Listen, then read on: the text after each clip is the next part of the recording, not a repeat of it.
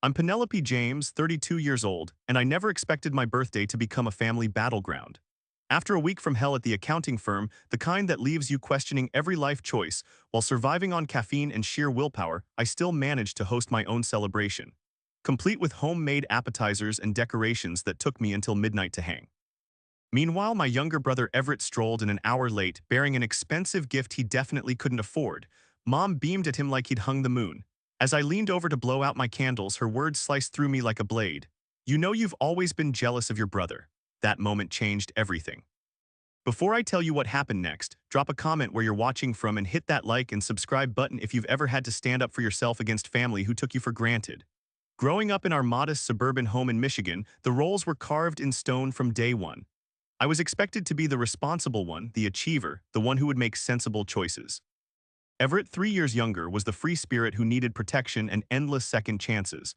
Our parents never explicitly said they had different standards for us, but their actions screamed it from the rooftops.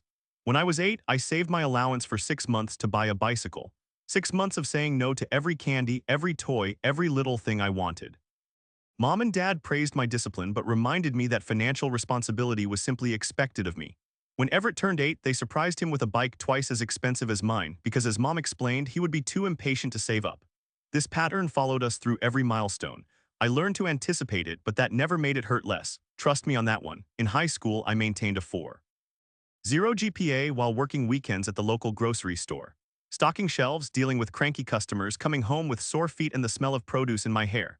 My academic achievements were acknowledged with brief nods and comments like, "Well, school always came easy to you." Meanwhile, when Everett managed to pull his grades up from D's to C's, our parents threw a celebration dinner and bought him a new gaming system as a reward. College was where the divide grew even deeper. I attended State University on a partial scholarship and worked 30 hours a week to cover the rest. I graduated with minimal student loans and paid them off within 3 years by living frugally and picking up extra accounting projects. Everett, however, bounced between 4 different colleges in 5 years, changing majors each time his courses became too demanding. Our parents paid his tuition in full, covered his apartment, and gave him a monthly allowance that exceeded my starting salary. Your brother is finding himself, Mom would explain whenever I questioned this imbalance. He's an artistic soul, you've always been more practical. Everett's finding himself phase extended well into his 20s. He tried being a photographer, then a craft beer brewer, followed by a brief stint as a day trader, all ending in expensive failures. Each time our parents would bail him out, dipping into their retirement savings to fund his next venture. When I expressed concern about their financial future, Dad would shrug and say, "Family helps family," except their definition of help seemed to apply differently to each of us. By 30, I had established myself as a senior accountant at a respected firm, purchased my own modest condo, and built an emergency fund that could cover 6 months of expenses. I rarely asked my parents for anything, not because I didn't need support sometimes, but because I'd learned early that my needs were considered optional while Everett's were urgent. The year before my 32nd birthday had been particularly challenging. Our company had taken on several major clients, which meant constant overtime and stress. I'd also been helping a junior colleague navigate a difficult audit, essentially doing 2 jobs for several months. Through it all, I maintained my independence, never once asking my parents for assistance. Everett, now 29, was still living in an apartment our parents paid for, driving a car they'd financed, and consulting on social media marketing without any actual clients.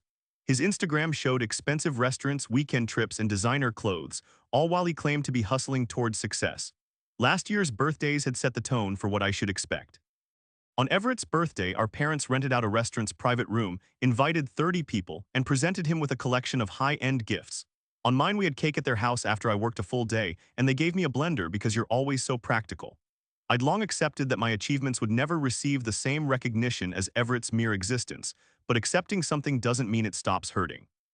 Each dismissal of my efforts, each extra allowance for his failures, built a wall of resentment brick by brick until it stood so tall I could barely see over it to remember the times when we'd actually been close as siblings. As my 32nd birthday approached, I tried to keep my expectations reasonable. I arranged to take the day off work, a rare luxury given my workload, and decided to host a small gathering at my condo. I invited our parents, Everett, and a few close friends. I would cook, decorate, and create a warm celebration on my own terms. Perhaps this time, just once, I could be the center of attention on my special day. Little did I know that this birthday would become the breaking point that would force us all to confront the dysfunctional patterns we'd been living with for decades. The morning of my birthday began with promise. Sunlight streamed through my kitchen window as I prepared a spread of finger foods and desserts. I'd splurged on quality ingredients, decorative serving dishes, and even fresh flowers to make my home feel festive. The night before, I'd stayed up until midnight hanging streamers and arranging a photo display of happy memories from throughout the year, carefully curating moments that celebrated my achievements and friendships. My best friend Ruby arrived early to help, bringing a beautiful homemade cake. "You shouldn't be cooking for your own birthday," she scolded gently, but understood when I explained that hosting gave me control over the day. "Just once, I want a celebration that doesn't turn into the Everett show," I told her as we arranged candles on the dining table. My parents arrived exactly on time, my father carrying a small gift bag and my mother immediately asking, "Is your brother here yet?" When I explained that Everett was running late as usual, she frowned slightly. "I hope he didn't forget. You know how busy he's been with his new business contacts." Those business contacts were, as far as I could tell, other unemployed 20-somethings who spent their days in coffee shops discussing theoretical startups while posting inspirational quotes on LinkedIn. But I bit my tongue and offered my parents drinks instead. An hour into the gathering, with most guests already enjoying their second helping of food, Everett finally made his entrance. He swept in without apology for his tardiness, carrying an enormous gift box wrapped in expensive paper. "Happy birthday, sis," he announced loudly, drawing all attention to himself. "Wait until you see what I got you, it's absolutely perfect." My mother rushed to take his coat as if he were a visiting dignitary. "Everett, you're so thoughtful. Look at the beautiful gift he brought Penelope." I smiled tightly, acutely aware that Everett had never held a job long enough to afford whatever was in that box. The price tag would ultimately trace back to our parents, making it effectively a gift from them to me through him, for which he would receive the credit. "Open it now," my mother insisted, abandoning the conversation she'd been having with my friend from work. Inside the box was a designer handbag, one I'd admired months ago while shopping with Mom. It was beautiful but far too expensive for my practical budget. The fact that Everett had remembered and chosen it might have been touching if I didn't know the reality behind the gesture. "This is very generous," I said carefully, "thank you." "Only the best for my big sister," Everett replied with a wink. "I remembered how much you wanted it." My mother beamed. "Your brother is so attentive. He always remembers what people like." The comment stung particularly since I was the one who sent birthday cards to relatives, remembered their children's names, and called our parents weekly. Everett barely managed to text on holidays. As the evening progressed, the dynamic became increasingly clear. Every conversation somehow turned to Everett's potential and plans. When my colleague mentioned my recent promotion, my mother nodded distractedly before turning to Everett to ask about his latest networking opportunity. My father sat quietly, occasionally patting my shoulder, but saving his animated conversations for my brother. The moment that broke me came when Ruby brought out the birthday cake. As everyone gathered around and began singing, I noticed my mother whispering something to Everett, both of them glancing at me. The familiar childhood feeling of being discussed, evaluated, and found wanting washed over me. When the singing ended and I leaned forward to blow out the candles, my mother put her hand on my arm. What I thought might be a rare moment of maternal affection turned into something else entirely. "You know," she whispered, just loud enough for those closest to hear, "you've always been jealous of your brother. If you could just be more supportive of his journey instead of competing with him, you'd be happier." The room seemed to freeze. Ruby, standing nearby, inhaled sharply. My colleague looked down at her plate, suddenly fascinated by the frosting design. My father shifted uncomfortably but said nothing, as usual. The candles flickered, waiting for a wish I no longer had the heart to make. In that moment, the accumulation of 32 years of unequal treatment, of dismissed achievements and excused failures, of being the responsible one who was never quite good enough while watching my brother fail upward through life, crystallized into perfect, sharp clarity. I felt something inside me crack and let the light in. "Then let him pay your bills," I said, my voice cutting through the awkward silence. My mother blinked, her hand still resting on my arm. "Excuse me? If Everett is so amazing and I'm just jealous of his brilliant journey, then maybe he should start paying his own bills, and yours too when you need it." The words came out with a calm I didn't feel inside. My mother's face tightened. "Penelope, this isn't appropriate conversation for your birthday party." Neither was accusing me of jealousy over my birthday cake, but here we are. I gently removed her hand from my arm.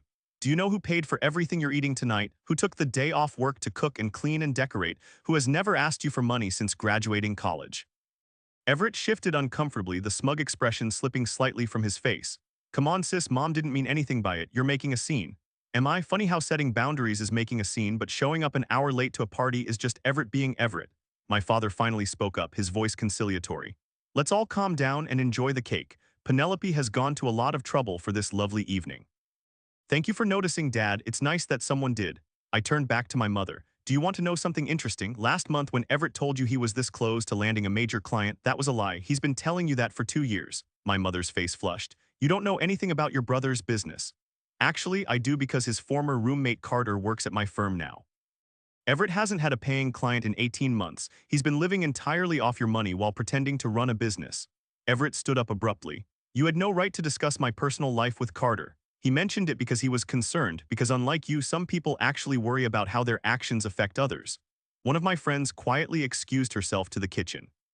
Another checked her watch and murmured something about an early morning. The comfortable gathering was disintegrating around us, but I couldn't stop the words that had been dammed up for years. Do you know what Mom and Dad got me for Christmas last year? I asked Everett directly. A $50 gift card to an office supply store. Do you know what they got you? They paid off your $5,000 credit card bill. The one you ran up buying those designer sneakers and that weekend in Vegas. That's completely different, my mother interjected. Your brother was going through a difficult time after his breakup with Amanda. And when I went through my divorce 3 years ago when Jack left me for his coworker and I had to pay all the legal fees myself, what difficult time allowance did I get then? My father looked genuinely surprised. We offered to help, but you said you had it covered. Because that's what you raised me to do, to handle things myself, to be responsible, to never expect handouts. Meanwhile, Everett gets bailaid out for every poor decision he makes. My mother's voice turned cold. This is exactly the kind of jealousy I was talking about. Your brother has special talents that need nurturing. You've always been naturally capable. Capable isn't the same as invulnerable, Mom. Being responsible doesn't mean I never needed support. Everett, sensing the tide turning against him, tried a new approach. Penelope, I appreciate everything you do. You're amazing, but we're just different people with different paths. Different paths. Your path has been lined with safety nets and second chances. Mine has been do it right the first time or deal with the consequences yourself. My mother stood up, gathering her purse. I will not sit here and listen to you attack your brother on your birthday of all days. If you can't appreciate the family that loves you and supports you, then perhaps we should leave. Supports me? I laughed, a sound with no humor in it. When was the last time either of you supported any choice I made? When I chose accounting instead of law school, Dad didn't speak to me for a week. When I bought my condo in this neighborhood instead of the one you preferred, Mom told everyone I was settling. Every achievement I've had has been minimized while Everett's smallest efforts are celebrated like he cured cancer. The remaining guests were now openly uncomfortable, some making discreet exits with apologetic glances in my direction. Ruby stood firmly beside me, her presence a silent vote of confidence. My mother gathered her coat, face rigid with anger. When you've calmed down and are ready to apologize to your brother, we can discuss this like adults. I am discussing it like an adult. That's the problem. For once, I'm not swallowing my feelings to keep the peace. For once, I'm not pretending everything is fine when it hasn't been fine for years. As my parents prepared to leave, my mother delivered her parting shot. I suppose this tantrum is what we should expect. You always did struggle with emotional regulation. Remember when you didn't make the debate team in 10th grade and locked yourself in your room for days? Everett never had those kinds of outbursts. That was the final straw. Everett never had those outbursts because Everett never tried for anything challenging enough to risk failure. And for the record, I locked myself in my room because that was the same week I found out my boyfriend was cheating on me, and neither of you even noticed I was upset until I missed dinner. My father looked stricken, a flash of recognition crossing his face. My mother merely pursed her lips and guided Everett toward the door. Come on, son, let your sister have some space to collect herself. Everett hesitated, looking torn between his usual allegiance to our mother and some new uncomfortable awareness. Penelope, I never meant to just go, I said, suddenly exhausted. Enjoy your free apartment and your endless chances. The bank of Mom and Dad is always open for you. After they left, Ruby and my two remaining friends helped clean up in silence. The beautiful cake sat mostly uneaten, the candles removed, the frosting message Happy Birthday Penelope slightly smudged where someone had run a finger through it. I'm so sorry, I said to them. That wasn't how I wanted this evening to go. Ruby hugged me tightly. Don't apologize, that was 30 years overdue. When everyone had gone and I was alone in my condo, surrounded by the remnants of my ruined birthday, I finally allowed myself to cry. The drive home from my own party was surreal. I hadn't actually gone anywhere, but emotionally I'd traveled miles. As I sat in my parked car in the garage of my own building, tears streaming down my face, I felt simultaneously lighter and heavier than I had in years. The weight of unspoken truths had lifted, only to be replaced by the burden of wondering what would happen next. Rain began to patter against the windshield, matching the rhythm of my thoughts as they tumbled over one another. Memories flooded back, now viewed through a lens cleared of the fog of family obligation. I remembered my high school graduation where my parents had left early because Everett, then a freshman, had a minor role in a school play the same evening. He needs us there, Mom had explained. You understand, you're so self-sufficient. I recalled my college graduation ceremony, sitting alone because my family was late. They'd arrived just as my name was called. missing my honors recognition because Everett had insisted on stopping for breakfast at his favorite restaurant 2 hours away from campus. The time I landed my first professional accounting job, calling home excitedly, only to have the conversation cut short because Everett was having a crisis over a failed relationship. My promotion to senior accountant, announced during a family dinner that quickly became focused on Everett's latest business idea. My 30th birthday, which had been a rushed affair because it fell the same weekend as one of Everett's friends' destination weddings, which our parents attended instead. Each memory carried the same message. Everett's needs, wants, and even whims would always take precedence over my most significant life events. As the rain intensified, a text message illuminated my phone screen. It was from my mother. "I hope you're pleased with yourself. Everett is very upset by your outburst. Call me when you're ready to apologize." No concern for my feelings, no acknowledgement of the pain behind my words, just the expectation that I would, as always, be the one to smooth things over. A second text followed, this one from Everett. "Hey sis, sorry about tonight. You know how mom gets, hope you're still enjoying your B-day." The casual tone, the subtle shifting of blame to our mother, rather than accepting his role, the misspelled words as if taking the time to write properly was too much effort. All of it crystallized something for me. This wasn't just about tonight. This was about a lifetime of patterns that would continue unless something changed. I scrolled through my phone to a photo taken last Christmas, showing Everett proudly holding up the keys to his apartment. The luxury building downtown that I knew charged at least $3,000 a month for its smallest units, an amount Everett couldn't possibly afford on his non-existent income.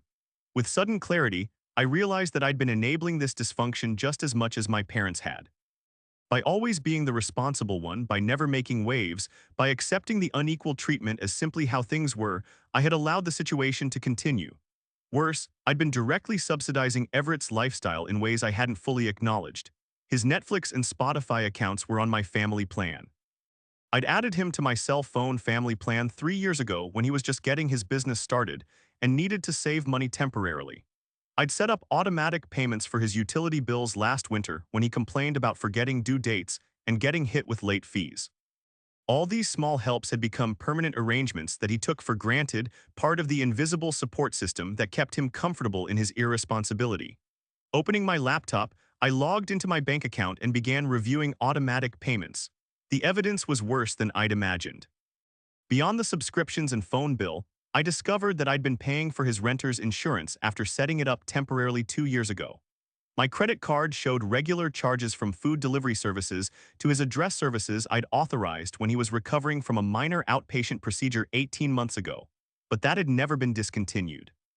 As I dug deeper, the full picture emerged of how my brother had become financially entangled in my life, taking advantage of my organizational skills and reliability.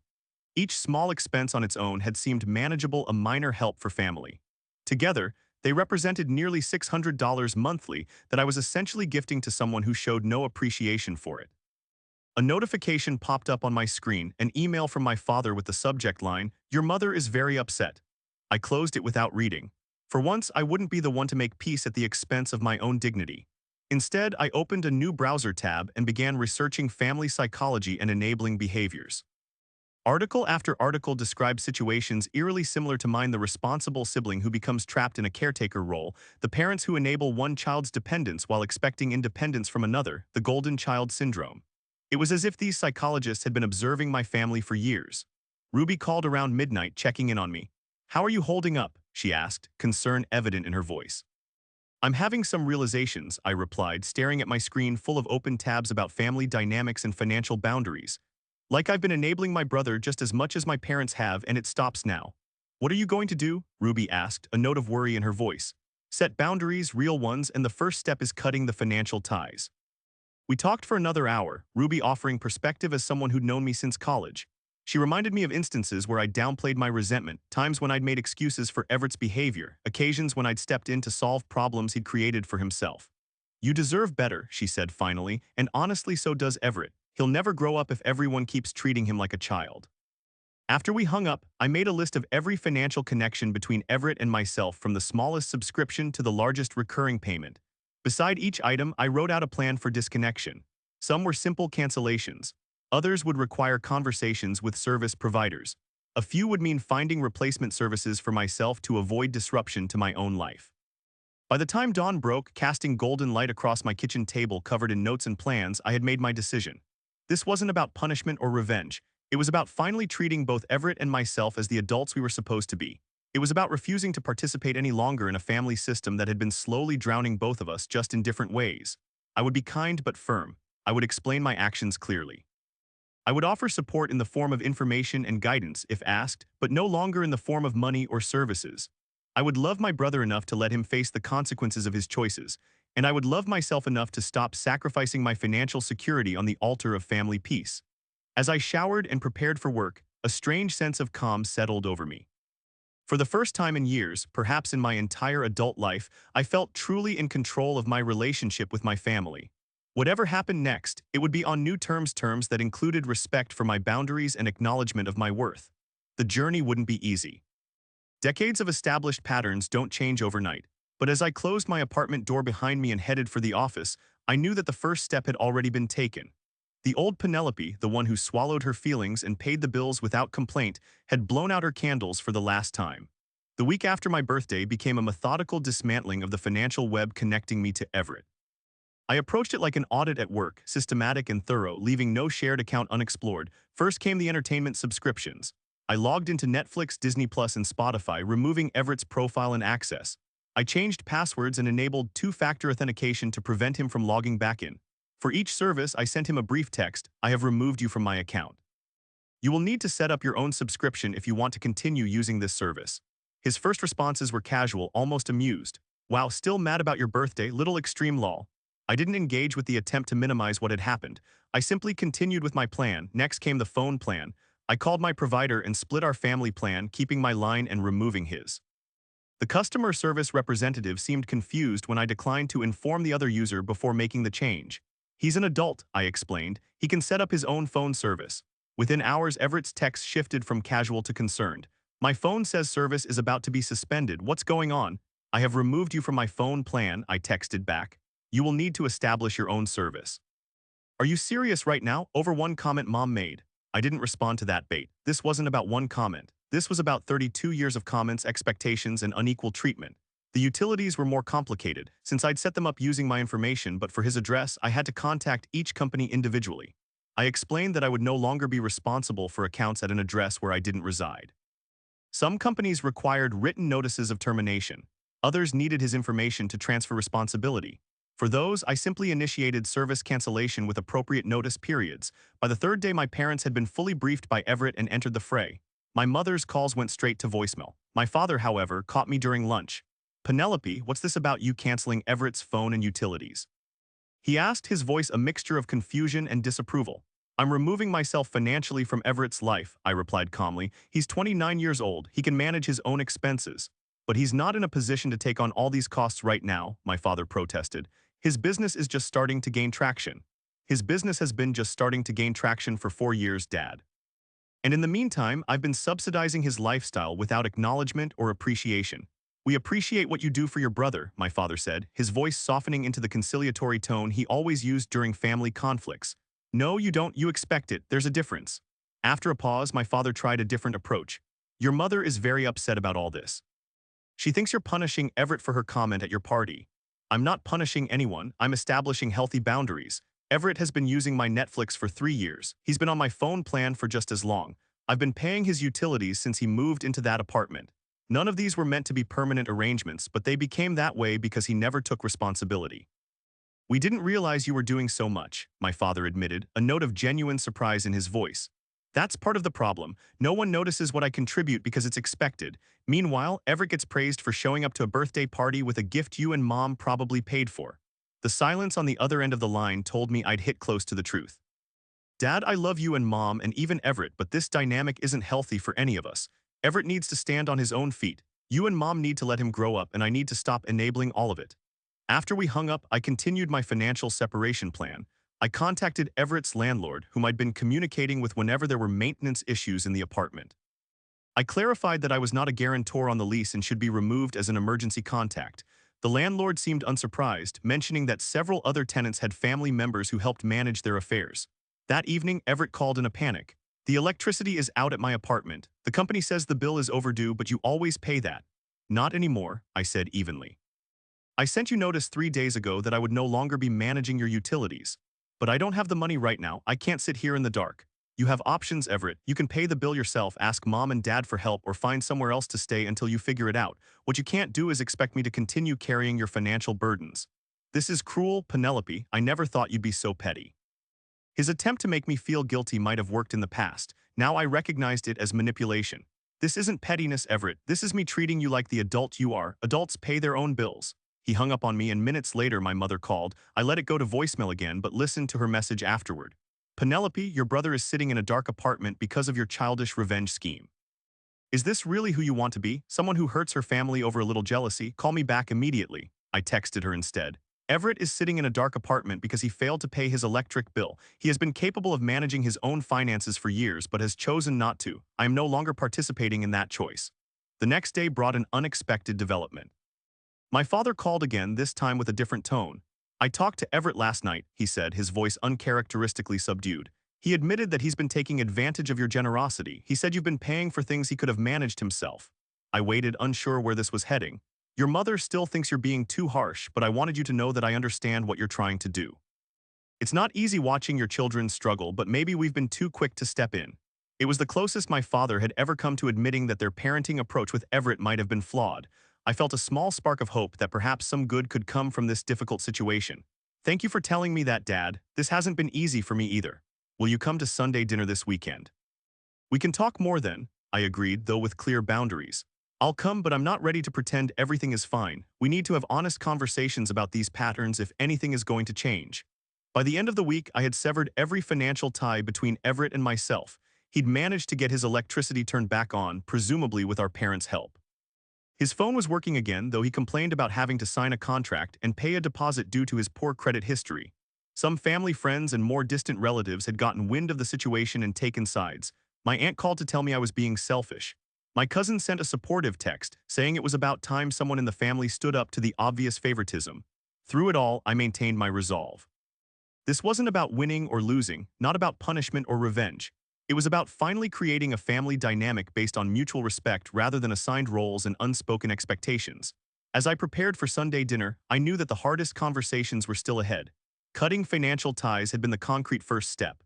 Addressing the emotional patterns that had led us here would be far more challenging. But for the first time, I was ready to have those conversations without apologizing for my feelings or minimizing my worth. Whatever happened next, it would be as equals, not as the responsible older sister and the eternally coddled younger brother. The old dynamic had been broken. What we built in its place would determine the future of our family. Sunday dinner at my parents' house had been a weekly tradition since I moved back to town after college. Usually it followed a predictable script. Mom would fuss over Everett's favorite foods, Dad would ask about my work in the most general terms possible, and Everett would entertain everyone with stories of his latest almost success. This Sunday was different from the moment I arrived. My mother opened the door with a tight smile that didn't reach her eyes. Your brother is running late, she said, as if warning me not to comment on it. That's fine, I replied neutrally. I brought dessert. I handed her the store-bought pie I'd picked up, breaking my usual tradition of baking something from scratch. Small boundaries, I decided, were still boundaries worth establishing. My father greeted me with an awkward hug. Glad you came, he said quietly. The tension in the house was palpable. My mother busied herself in the kitchen, rejecting my offers of help with curt responses. My father turned on a football game but stared at it without his usual enthusiasm. When Everett finally arrived 45 minutes late, he entered cautiously as if unsure of his welcome. Hey, he said, nodding in my direction without making eye contact. Hello, Everett, I responded evenly. Dinner itself was a masterclass in strained conversation. We discussed the weather, a neighbor's new landscaping project, and an upcoming local festival, all while carefully avoiding any mention of birthdays, bills, or boundaries. It was my mother who finally broke the facade, setting down her fork with a clatter as we were halfway through the meal. I simply cannot pretend everything is normal when it's not, she announced. Penelope, your behavior this past week has been unconscionable. I took a deep breath. What specifically do you find unconscionable, Mom? You know perfectly well shutting off your brother's utilities, canceling his phone service, leaving him stranded without warning. I sent him notice about each change before I made it, I corrected calmly. And I didn't shut off his utilities. I simply stopped paying for them. There's a difference. It amounts to the same thing when you know he can't afford to pay them himself. I set my napkin beside my plate. Why can't he afford to pay them, Mom? He's 29 years old. He has no student loans because you and Dad paid for his education. He lives in a luxury apartment. Where does his money go? My mother's face flushed. Your brother has had setbacks in his career. Not everyone finds their path as easily as you did. I didn't find my path easily. I worked for it. I made choices and sacrifices. I lived with roommates in a tiny apartment until I could afford my own place. I drove a 15-year-old car until last year. I packed lunches instead of ordering delivery. These are normal adult choices. My father cleared his throat. Penelope has a point, Kennedy. Everett has had a lot of support and he's not a kid anymore. My mother turned to him, betrayal written across her face. So you're taking her side now? It's not about sides, my father said wearily. It's about reality. We're not going to be around forever to help Everett, and honestly, our retirement account can't keep supporting two households. This was news to me. I looked sharply at my father. What do you mean, two households? A heavy silence fell over the table. Everett studied his plate intently. Your father didn't mean anything by that, my mother said quickly. I think he did. Dad, are you paying for Everett's apartment? My father sighed, looking older than his 62 years. The rent, yes, and his car payment and his credit card minimums. The extent of my parents' financial entanglement with my brother was apparently even greater than I'd realized. How long has this been going on? Since he moved in there about 3 years, my father admitted. And how is this affecting your retirement plans? I asked, the accountant in me automatically calculating the impact. My father wouldn't meet my eyes. We've had to postpone retirement. I'll probably work until at least 70 now. Dad, that's 8 more years. Your brother will be on his feet well before then, my mother interjected. His networking is finally paying off. He has several promising leads. Everett himself had remained suspiciously quiet during this exchange. I turned to him directly. Do you have any actual paying clients right now? He shifted uncomfortably. I'm in talks with a couple of potential big accounts. That's not what I asked. Do you currently have anyone paying you for your services? Not at this exact moment, no, he admitted reluctantly. When was the last time you earned any income at all? Everett glanced at our mother, who jumped in before he could answer. This interrogation is exactly why family dinners have become so unpleasant. Penelope, your constant competition with your brother has to stop. This isn't competition, Mom. These are legitimate questions about an adult man's ability to support himself, questions that should have been asked years ago. The conversation devolved from there. My mother accused me of being heartless and judgmental. My father tried to mediate but clearly struggled with his divided loyalties. Everett alternated between defensive posturing and wounded victimhood. As the argument escalated, my mother suddenly pressed her hand to her chest and took a shallow breath. I can't handle this stress, she gasped. My heart is racing. My father was immediately at her side, concern etched on his face. Should we call the doctor? I recognized the tactic, having seen it deployed whenever family conversations became too uncomfortable for my mother. Her heart episodes had been effectively shutting down difficult discussions for as long as I could remember, always without any medical confirmation of an actual problem. But seeing my father's genuine worry, I realized that he truly believed there might be a health issue. How many other dynamics in our family were built on such unstated assumptions and unquestioned patterns? I think I need to lie down, my mother said weakly, allowing my father to help her from the table. Everett, would you bring me some water and my pills? Everett jumped up immediately, casting a reproachful glance my way, as if I'd deliberately caused a medical emergency. Left alone at the dining table, I took a moment to gather my thoughts. This confrontation had revealed even more dysfunction than I'd anticipated. My parents were compromising their retirement security to maintain my brother's unsustainable lifestyle. My mother was using health concerns to avoid accountability.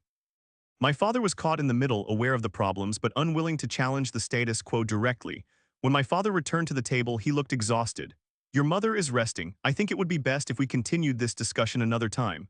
Dad, is Mom actually under a doctor's care for heart problems? I asked quietly. He hesitated. She gets anxious. The doctor gave her something for that.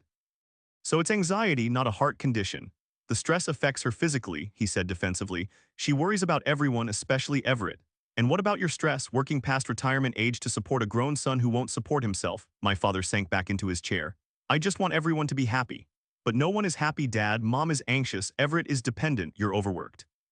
And I've been feeling unvalued and taken for granted for years. For a long moment, my father was silent. Then, in a voice I'd rarely heard him use, he said, I know, and I don't know how to fix it. That simple admission of helplessness from the man who'd always been the family peacemaker hit me harder than any argument could have. For the first time, I saw my father not as the enabler of my mother's favoritism, but as someone equally trapped in patterns he didn't know how to break. We fix it by being honest with each other, I said gently, and by treating each other as the adults we are with both rights and responsibilities. Everett returned then, his expression guarded. Mom is asking for you, Dad. As my father left to check on my mother, Everett and I found ourselves alone together for the first time since my birthday. So this is your big solution? He asked bitterly. Tear the family apart, make Mom sick with worry. Mom is making herself sick by refusing to face reality, I replied, and the family was already broken, Everett. We just pretended it wasn't. Easy for you to say, you've always had everything together. Perfect Penelope with her perfect career and perfect condo. Do you really believe that? That my life has been perfect and easy? Something in my tone made him look at me, really look at me, perhaps for the first time in years. I guess I don't actually know much about your life these days, he admitted. No, you don't. Just like I probably don't know much about yours beyond the financial aspects that have been forced into my awareness. An uncomfortable silence stretched between us, filled with the weight of all the real conversations we'd never had, all the authentic connection that had been sacrificed to maintain our assigned family roles. I didn't ask them to pay for everything, Everett said finally, a defensive edge still in his voice, but something else there too, something that might have been the beginning of awareness. Maybe not explicitly, I acknowledged, but we all participate in the dynamic, Everett, me included. I'm trying to change my part in it, that's all I can control. Before he could respond, my father returned looking grim. Your mother would like you both to leave, she says she needs quiet to recover. The abrupt dismissal was classic mom, another control tactic I'd seen many times, but as we gathered our things to go, I noticed my father press a folded piece of paper into Everett's hand. Money, almost certainly, the pattern continuing even in the midst of trying to address it. As we stepped outside into the early evening air, Everett paused. For what it's worth, I didn't know you were paying for so many of my bills. I mean, I knew about the Netflix and the phone, but not the utilities and stuff. Mom always said she was handling those. It wasn't quite an apology, but it was the most acknowledgement I'd received from him in years. There's been a lot of lack of transparency in this family, I said. He nodded, then headed toward his car, the one our parents were apparently making payments on. I watched him go, wondering if today's revelations had made any real impact, or if the patterns were too deeply ingrained to change. As I drove home, I reflected on how the family dynamics had been laid bare today in ways both painful and necessary.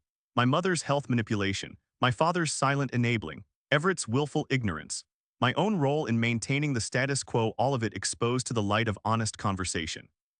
The approaching holidays loomed in my mind. Thanksgiving was just 6 weeks away, Christmas not long after that. Traditional times for family togetherness that now seemed fraught with potential conflict. Would we revert to our comfortable roles to avoid tension, or would we continue this difficult but necessary process of recalibrating our relationships? I didn't have the answers yet, but I knew that I couldn't go back to the way things had been. Whatever happened next, I would face it with the same clarity and resolve that had guided me through the past week. The family system was shaking.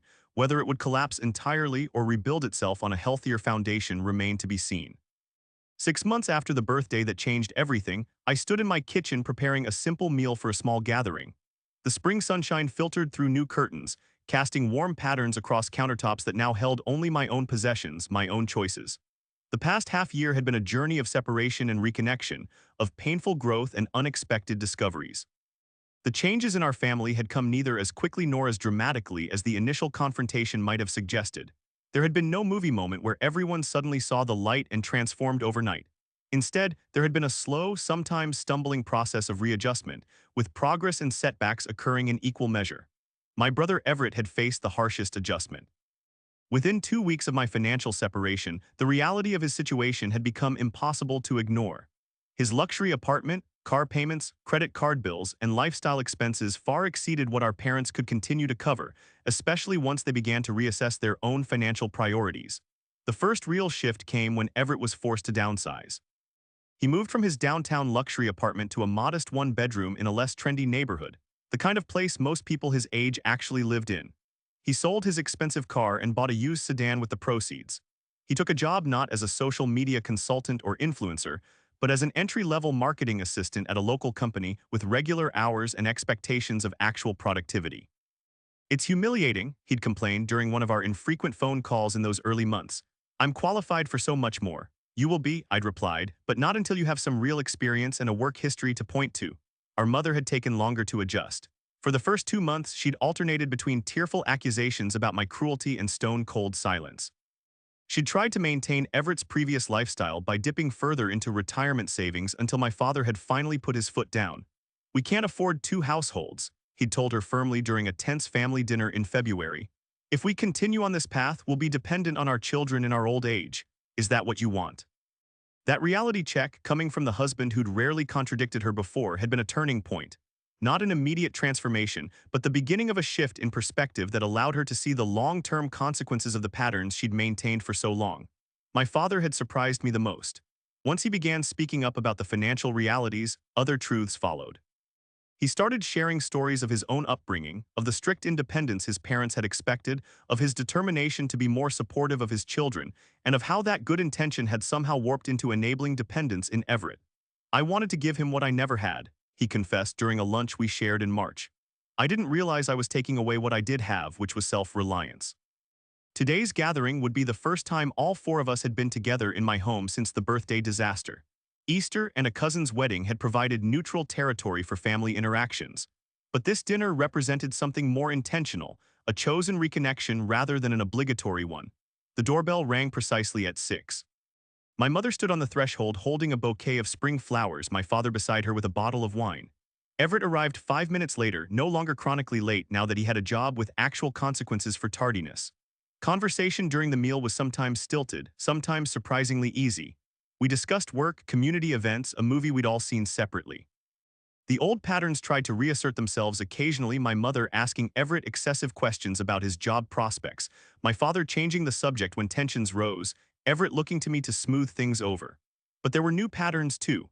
My mother complimented the meal I'd prepared without adding that Everett needed home cooking more than I did. My father asked detailed questions about a challenging audit I was conducting at work, showing genuine interest. Everett mentioned a date he'd had the previous weekend without expecting anyone to finance his romantic pursuits. After dinner, as we sat with coffee and the dessert my mother had brought, she cleared her throat nervously. "I've been seeing someone," she announced, "a therapist for my anxiety." The admission hung in the air, momentous in its vulnerability. My mother, who'd always maintained that therapy was for people who couldn't handle their problems, who'd used undiagnosed health issues to control family dynamics, was acknowledging both her anxiety and her decision to address it professionally. "That's wonderful, Mom," I said sincerely. "It has been helpful," she continued, her fingers fidgeting with her napkin. "We've been discussing family patterns. She suggested that I might have been, well, unfair in my expectations of you, Penelope, and perhaps too protective of Everett." Everett looked down at his plate. "She's right, Mom, you didn't do me any favors. I just wanted you to be happy," she said, her voice small. "I know," Everett replied, "but I wasn't not really just comfortable. There's a difference." My father reached over and covered my mother's hand with his own. "We all did what we thought was best, now we know better." It wasn't a perfect resolution. My mother still sometimes slipped into old habits of favoring Everett. My father still occasionally tried to smooth over conflicts rather than address them directly. Everett still had moments of entitlement and expectation, and I still sometimes felt the sting of old hurts and unequal treatment. But the difference was that now we could name these patterns. We could call them out gently but firmly and redirect ourselves toward healthier interactions. We were learning, however imperfectly, to relate to each other as the adults we actually were, rather than the roles we'd played for so long. As for me, the past 6 months had brought changes beyond my family relationships. Without the emotional and financial drain of supporting Everett, I'd found new energy for my own life. I'd joined a hiking group, started taking photography classes, and even begun dating again after years of focusing primarily on work and family obligations. I'd learned that boundaries weren't just walls to keep others out, but definitions of self that allowed for more authentic connections. I discovered that standing up for my own worth didn't diminish my capacity for compassion, but actually enhanced it, allowing me to care for others from a place of choice rather than obligation. Most importantly, I'd learned that real love, whether familial or otherwise, demanded honesty. It required seeing people as they truly were, with all their strengths and weaknesses, rather than the roles we assigned them or the projections we placed upon them. As we finished our dessert and the conversation flowed more easily, I looked around at my imperfect, struggling, growing family and felt a sense of peace that had eluded me for years. We weren't fixed, but we were healing. We weren't perfect, but we were becoming more real with each other. The next birthday would be Everett's, just a few weeks away. I'd already bought him a gift, a practical but thoughtful one that acknowledged his new life circumstances. It was wrapped and waiting in my closet, purchased with money I could genuinely spare and chosen with love that came from seeing him clearly, perhaps for the first time. Bills don't pay themselves. That simple truth had been the catalyst for changes none of us could have imagined 6 months ago. In standing firm on that reality, I'd help my family face others as well, painful but necessary, if we were to grow beyond the limitations we'd placed on ourselves and each other. As I walked my family to the door at the end of the evening, my mother hugged me, a real embrace rather than the perfunctory one I'd grown accustomed to. "Thank you," she whispered, "for loving us enough to tell the truth."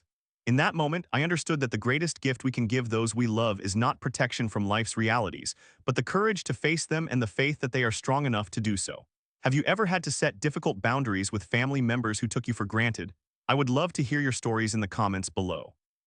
Remember to like this video if it resonated with you, Subscribe for more stories about personal growth through challenging situations, and share with someone who might need encouragement to stand up for themselves. Thank you for listening to my journey, and remember that sometimes the hardest conversations lead to the most healing relationships.